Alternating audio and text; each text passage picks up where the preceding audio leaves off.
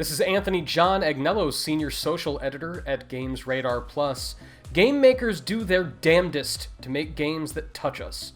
Some emotions, like joy, fear, and anger, are fairly easy to elicit with the right combination of art and character, but you know you've told a good story when you can get a player so emotionally invested that they actually feel deep, lasting sadness. We're not talking about some tears shed after a sudden shock. We mean soul-level grief. These are some of the games that have had the most profound effect on us.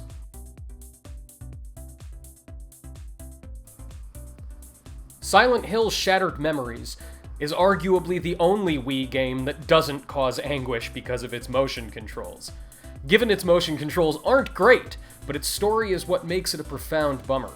Extreme even by the bummerific standards of the series it spawned from. The funny thing is, you may not even realize what's so sad about it until you get to the end, and even that isn't all that depressing. It's not until you beat Silent Hill Shattered Memories and start thinking back over all the scenes of weird horror that you'll piece things together and your world will fall apart.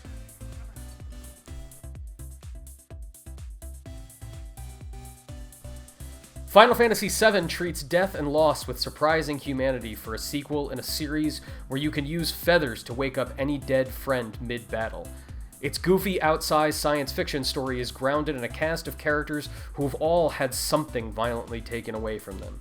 Death doesn't just loom in the famous moment when the main villain cuts down a main character either.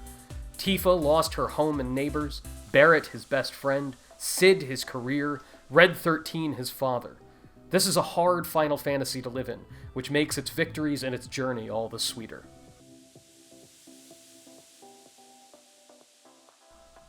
Gears of War 2 does a lot to make Dominic Santiago's plight personal. He has motives beyond kill them there locusts and maybe find out about my daddy, like his partner Marcus. Indeed, it's through Dom's story that we see how awful the locusts truly are. They didn't just take his home, they took his wife. For the entire first game and part of the second, Dom searches for information about Maria, getting glimmers of hope from time to time as he shows her picture to other survivors. And then, he finds her, stripped not of her life, but her former vibrant self. Dom's voice actor, Carlos Ferro, actually stepped into the motion capture suit for the first time to record this scene, helping to make this moment of despair even more human. Lost Odyssey's memories are better left forgotten, which isn't surprising considering its lead, Kaim, and his friends are 1,000 years old. That's a lot of time to experience a lot of bad things in a world of mortals.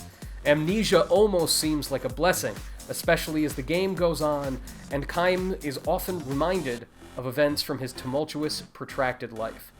These utterly devastating histories play out on screen as short stories of text with sound effects. Some are about lost love, some forgotten friends, and they are all as devastating as revisiting your own closet-bound skeletons you wish you could just forget entirely. Shadow of the Colossus seems pretty cut and dry at the top. You're killing the bad guys because you're trying to save your lady friend. As you topple each majestic guardian Colossus, though, things start to seem, well, not so great. Yes, you want your deceased lover to come back to life, but these colossi are hardly the monsters they appear to be. They're literally just chilling, minding their own business, and then you, this punk kid, climbs up their back and stabs them in the head until they die. They aren't rampaging around cities or killing people, they're sleeping, as they have for millennia. Eventually, your open-world search and destroy instincts falter, and you realize Wander is not the good guy or even a justified anti-hero. He's a grief-stricken kid who made a terrible choice, and now he has to see it through to the end. Mother 3, like its predecessor Earthbound, hides a vicious beating heart beneath its cartoony facade. Nintendo and Shigesato Itoi's RPG is often goofy and fun, but it follows a small, wholesome town torn asunder by a series of unfortunate events. Tragedy strikes the prototypical happy village, complete with a narrator pondering whether its inhabitants have ever experienced sadness before. If happy role-playing characters contending with the death of a family member isn't enough to turn you into a gibbering wreck, everything that follows still has a good shot at utterly destroying you. Brothers, A Tale of Two Sons should have a warning sticker on the front. Be advised, if you have a sibling, this game will wreck you for at least 3 days. The story of an adolescent and his younger brother who set out to find a cure for their sick father after having already lost their mother is fraught and tender from the start. What starts as a trip through a collection of fantasy tropes transforms into a game with real insight into what siblings share, how their rivalries and awkwardly won friendship is one of life's meaningful experiences. You have to guide the brothers in tandem with each of the controller's thumbsticks and shoulder buttons, a mechanic that's ultimately subverted in a poignant final act that will refrain from detailing too much. This game is a beautiful open wound.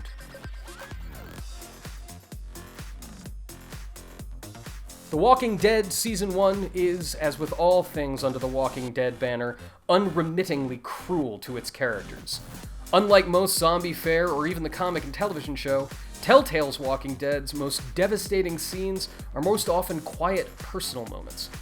Consider when Lee struggles to justify his actions to his surrogate daughter Clementine, a conversation you choose to have or not have. Every time you explain why you left another survivor for dead and that little pop-up appears, Clementine will remember that. It reinforces how your choices will shape a person in her most formative years. Rarely a good feeling when those choices are live but hate yourself or die. TERRANIGMA undoes the world, literally.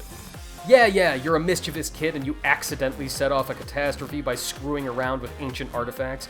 Yeah, turns out you're the chosen one and you have to save the world. And sure, your quest to resurrect Earth is inextricably bound to the destruction of your own world and your very identity. Yeah, not what you expected. TERRANIGMA looks like a garden variety action RPG, but main character Ark's journey is an unusual one, demanding he slowly dismantle everything in his native underworld, even his most intimate relationships, as he seeks to return the planet to life from an ancient stasis. Halfway through, he finds out his entire life has been a subplot of an evil entity's grand scheme. Rough.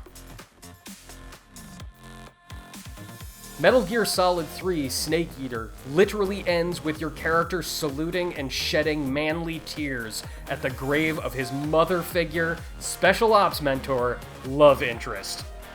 Hideo Kojima's other war melodrama freakouts circle issues like loyalty, nationality, and the futility of war, but Snake Eater downright beats its protagonist in the face with those questions.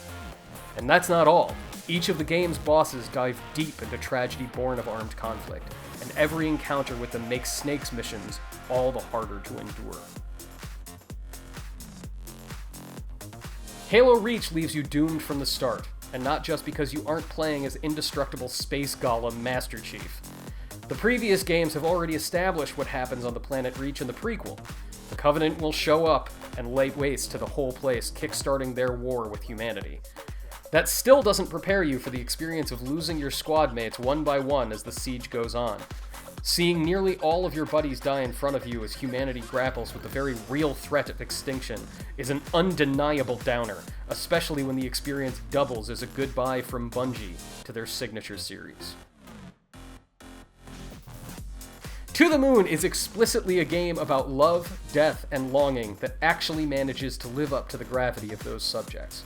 The bittersweet story of a dying man hooks you with its strange premise of using Eternal Sunshine of the Spotless Mind style memory doctors to grant his final wish, to go to the moon.